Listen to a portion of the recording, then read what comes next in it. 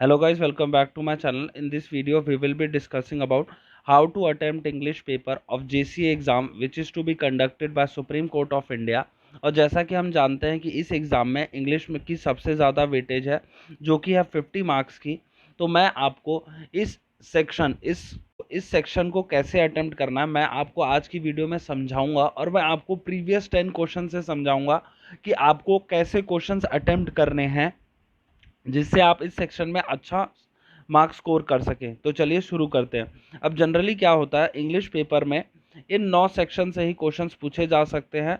Weightage ऊपर नीचे हो सकता है पार्ट सेक्शन 1 से ज़्यादा पूछ लें, सेक्शन 2 से ज़्यादा पूछ लें, या फिर सेक्शन 6 से ज़्यादा पूछ लें, लेकिन होगा जनरली इन्हीं 9 सेक्शंस में से। और ये भी है कि ये मत सोचिएगा 1 to 9 ही कुछ पैटर्न होगा, हो सकता है पहले 9 आ जाए, फिर उसके बाद 1 आ जाए, फिर उसके बाद 5 आ जाए, तो लेकिन हो गए इन्हीं में से।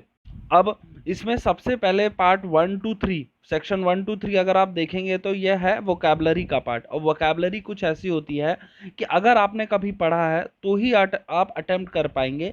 इसमें वाइल्ड गैस के चांसेस कम होते हैं, और कम ही लीजिएगा क्योंकि वाइल्ड गैस इसमें नहीं काम होते। अब नेक्स्ट सेक्शन है ग्रामर पार्ट। थोड़ा बहुत इसमें वाइल्ड गैसेस भी चल जाते हैं, और रूल्स तो आपको याद हो तो फिर तो बात ही क्या है।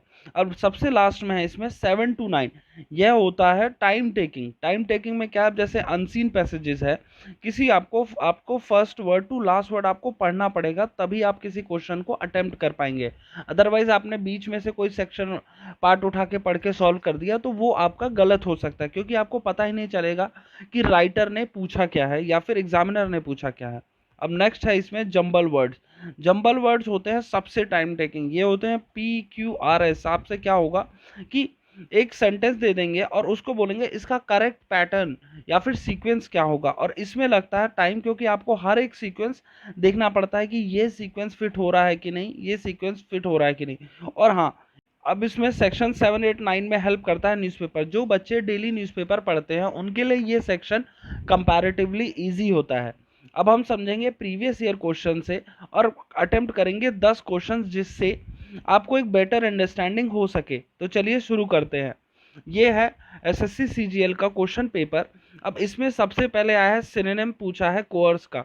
अब कोर्स का सिनोनिम होता है प्रेशराइज। और मैं आपको एक और चीज़ बता दूं कि सिनोनिम आप ऐसे याद रखिए, जो एस होगा मतलब एस से होगा सिनोनिम तो सेम मीनिंग। और एंटोनिम, एंटोनिम मीन्स होता है उल्टा, तो आप उल्टे से याद रखिए एंटोनिम। अगर कोई पूछा एंटोनिम तो उस वर्ड का उल्टा मीनिंग याद रखिएगा। और हमेशा ये ज़रूर याद रखिए, कई बार एग्जामिनर जो है आपको फंसाने के लिए एंटोनिम बहुत छोटा सा लिखता है और पूछ लेता है ऐसा वर्ड जिसका आपको मीनिंग पता हो, और आप अटेम्प्ट कर आते हैं सिमिलर मीनिंग। अब जैसे ये हो गया कोर्स का प्रेशराइज। अब इसमें नेक्स्ट है, जैसे ये है जंबल सेंटेंसेस। अब ये जंबल सेंटेंसेस जो है इनको टाइम लगेगा समझने में या फिर सॉल्व करने में, तो आप इसको एक टाइम पीरियड बांट दीजिए, उस टाइम पीरियड में लास्ट में अटेम्प्ट कीजिए इंग्लिश सेक्शन में। अब नेक्स्ट है if you park your car here the traffic police has find you.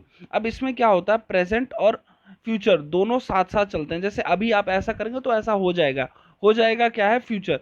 तो इसमें क्या होगा, if you park your car here मतलब आपने अगर अपनी कार यहाँ पार्क कर दी, traffic police will fine you, और विल इसमें करेक्ट हो जाएगा। अब थर्ड क्वेश्चन पे चलते हैं। थर्ड है इसमें देखिए इडियम। अब इडियम का क्या है, कोई वाइल्ड गैस नहीं और आपको पता है तो आप जरूर अटेम्प्ट करने जाएंगे। अब इसमें डैगर्स डॉन का वही आपने पढ़ा है तो होगा बिटर हॉस्टिलिटी। अब इसमें फिफ्थ क्वेश्चन होगा, ये भी आप अटेम्प्ट कर सकते हैं क्योंकि इसमें ज़्यादा सोचना नहीं होता। अगर आपको पता है कि कॉस्ट्यूम का यूज़ होता है बैंड के साथ, तो आप आसानी से अटेम्प्ट कर ले जाएंगे और लिखेंगे around 60 bands in colourful costumes took part in Notting Hill carnival.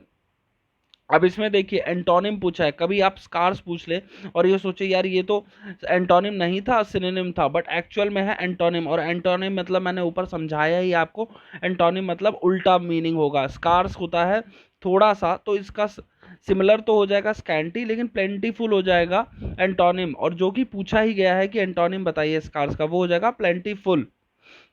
अब इसमें सेवंथ अटेम्प्ट करते हैं, और इसमें थोड़ा ध्यान से देखिए। जैसे इसमें लिखा है every passing vehicle was being thoroughly checked by the guards. तो इसमें आप ये देखिए चेक्ड है, चेक्ड क्या होता है, पास्ट फॉर्म होता है। तो इसमें हैव ऐसे ही कैंसिल हो जाएगा, फिर हैव ऐसे ही कैंसिल, फर्स्ट और फोर्थ कैंसिल हो गया। अब बचा सेकंड और थर्ड।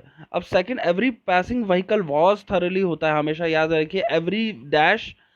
एवरी डैश के साथ आपका सिंगुलर फॉर्म आती है, तो इसमें क्या है, एवरी पासिंग व्हीकल वर, वर तो आ नहीं सकता, फिर अब आप इसमें आ जाएंगे थर्ड, थर्ड ही सही होगा क्योंकि चेक्ड है तो वर आ गया। और एवरी, और यही फॉर्मेट होगा, गार्ड्स पहले आ जाएगा, the guards were thoroughly checking every passing vehicle. Alright guys, अब हम आगे मूव करते हैं और समझते हैं एट्थ को। अब इसमें एट्थ होगा, we had to decline several orders in case that the production was held due to labour strike. अब इसमें ग्रामेटिकल एरर आपको ढूंढने, ग्रामेटिकल एरर में आपको इन केस, आपको जी ऑड वन आउट सा नहीं लग रहा, इन केस का क्या है कि अगर कुछ ऐसा हो जाए तो, और इसमें आएगा बिकॉज ऑफ, जैसे बिकॉज ऑफ मतलब हमें कई ऑर्डर्स रोकने पड़े क्योंकि एक प्रोडक्शन जो थी हमारी हेल्ड अप की गई थी लेबर स्ट्राइक की वजह से, तो इसमें इन केस दैट आ जाएगा। अब इसमें नेक्स्ट है, select the word which means the same as the group of words given. अब इसमें हमारा जो एग्जामिनर है वो पूछ रहा है हमसे वन वर्ड सब्सटीट्यूशन, क्योंकि इतनी बड़ी लाइन है उसमें से एक वर्ड, कंसाइज वर्ड निकालना है जो मीन करता हो सेम इस लाइन का।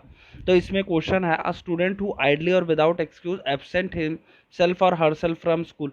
अब वैग्रेंट हो गया कोई एक प्लेस से दूसरी प्लेस पे घूमने वाला, इटिनेरेंट के भी सेम मीनिंग है और माइग्रेंट का भी, तो इसमें ट्रुआंट हो जाएगा, अ स्टूडेंट हु आइडली और without excuse absent himself from school.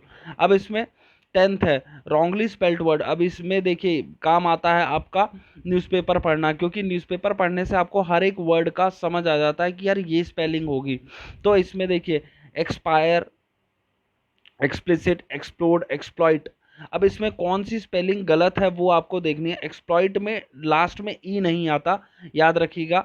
तो ये है आपके 10 वर्ड्स, मैंने आपको समझा दिए कैसे अटेम्प्ट करना, और इसमें सबसे लास्ट में अब आप कीजिएगा ये वाला जब आपका कंप्लीट हो जाए, क्योंकि ये आपका होगा time taking process. All right guys, अगर आपको वीडियो इन्फॉर्मेटिव लगा हो तो वीडियो को लाइक कीजिए, चैनल को सब्सक्राइब कीजिए। सब्सक्राइब करने से आपको तुरंत नोटिफिकेशन आ जाएगा कि मैंने कब वीडियो बनाई है। और अगर आप चाहते हैं कि मैं ऐसे ही मॉक टेस्ट पूरे 25 के 25 आपके सामने लाया करूं, तो प्लीज़ कमेंट बॉक्स में लिखिए, मैं पूरी उस पर हर एक मॉक टेस्ट पे वीडियो बना के आपको बेटर एक्सप्लेन इंग्लिश के रूल्स कर सकूंगा। ऑल राइट गाइज, ये था आज का वीडियो, थैंक यू।